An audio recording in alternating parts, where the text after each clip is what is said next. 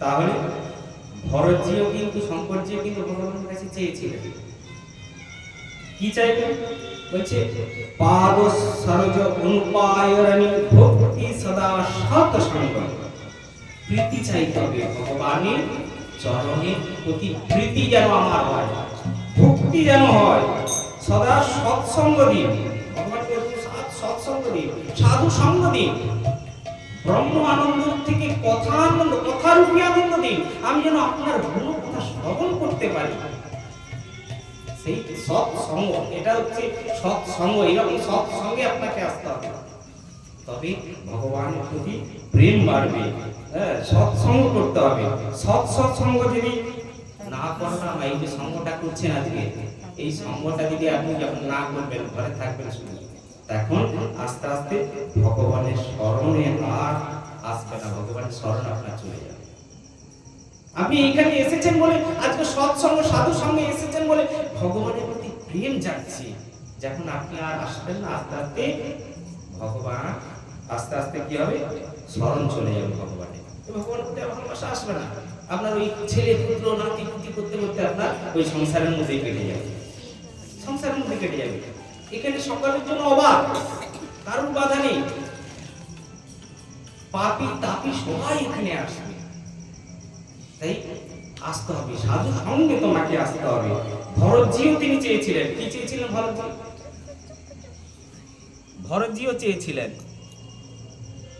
ভরতজিও চেয়েছিলেন অর্থে নামা ধনেনা কামরূপী গতিনা চাহ নিমাং জন্ম জন্মরতি পদরেণ। বলছে ভরতজি অর্থ চাই না, ভরতজিকে তো রামচন্দ্র সমস্ত সম্পদ দিয়ে চলে গেছিলেন, রাজ্য দিয়ে চলে গেছিলেন, তিনি এই রাজ্য কার্য চাইনি। তিনি কি চেয়েছিলেন? তিনি বলছে অর্থেনা ধর্মেনা কামরুচি গতিনা চাহ নির্মাণ জন্মে জন্মে রতি পদ রাম পদরে। আমি কিছু চাই না, আমি অর্থ চাই না, কাম চাই না, মোক্ষ চাই না, শুধু আমি যেন তোমার রামের চরণ রেণু তিনি চেয়েছিলেন, আর কিছু চাই না। কিন্তু আমরা এসে সবাই মন্দির ভগবানের কাছে চাই, বলছে সংসারের প্রতি না হয়ে যায়। তুমি বলছিস সংসারের প্রতি যেন আমার প্রীতি না জন্মে, আমি সংসারের প্রতি অনেকটা টান থেকে যায়। বলছে সেই প্রীতি যেন না জন্মে, সেই প্রীতি যেন, সংসারের প্রতি যেমন টান আছে, ছেলে নাতির প্রতি যেমন টান, তেমনি ভগবানের প্রতি যেন টান হয়, ভগবানের প্রতি যেন প্রেম হয়, তাহলে দেখবেন আপনার জীবনটা সুন্দর হয়ে যাবে। তাই বলিকে ভগবান কি করছেন, একেবারে তীরবিদ্ধ করেছিলেন, তীরবিদ্ধ করে দিয়েছিলেন। বলি তো একেবারে মরমর অবস্থা।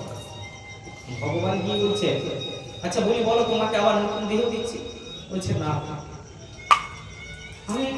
আমি আর নতুন দেহ চাই না। যদি আমাকে আবার কোন জনিতে জন্মগ্রহণ করতে হয়, আমি সেই জনিতে গিয়ে, এটা আমার কর্মফল, এটা আমার কর্ম করেছিল, তুমি আপনাকে বধ করেছো।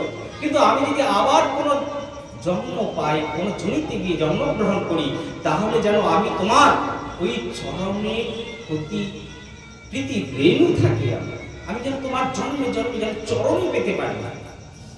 মানে সেই কামনা করেছিল। আমাদেরকেও তদ্রূপ কিছু না, ভগবানের কিছু চাইতে হবে না, শুধু ভগবানের প্রতি প্রেম করতে হবে, প্রেম করতে হবে, ভগবানের প্রতি আস্থা রাখতে হবে। তাই সাচ্চা ভক্তরা শুধু ভগবানের প্রতি প্রীতি মানে, সাচ্চা ভক্ত যারা, সাচ্চা ভক্ত যারা, তারা প্রীতিটাই মানে। বলছে প্রেম জগত মে সার और कुछ सार नहीं। প্রেম জগৎ মে সার, প্রেম, এই প্রেমটা ভগবানের চরণে চাও। বলছে প্রেম জগৎ মে সার और कुछ सार नहीं, मन कर ले प्रभु से प्यार और कुछ नहीं। প্রেম জগৎ মে সার, প্রেম ভগবানের প্রতি প্রেম, এটাই সার। তাই ভগবানের প্রতি প্রেম করতে বলছে, ভগবানের প্রতি ভক্তি করতে বলছে, এটাই হচ্ছে সার। হ্যাঁ, তাই যখন ওই গোপিনীরা কাঁদছে ভগবানকে বিরহে, ব্রজের গোপীরা কাঁদছে, তখন ভগবান কি করলেন? উদ্ধবকে পাঠালেন, যাও উদ্ধব, আমার গোপিনীরা কাটছে। যখন উদ্ধব কি করলেন, বৃন্দাবনে আসলে বট বৃক্ষ যেন ভেপে বলছে, কৃষ্ণ কব আয়েগা, কৃষ্ণ কব আয়েগা। লতা গুল্ম থেকে শুরু করে সবাই যেন বলছে উদ্ধবকে, উদ্ধব আমাদের কৃষ্ণ তো আমাদের ছেড়ে চলে গেছে, আমার কৃষ্ণ আবার কবে আসবে, কব আয়েগা আমার কৃষ্ণ, আমার কৃষ্ণ কবে আসবে।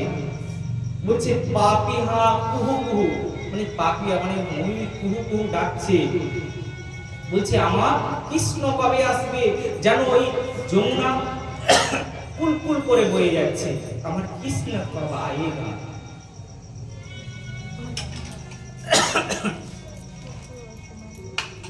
আমার কৃষ্ণ কবে আয়েগা।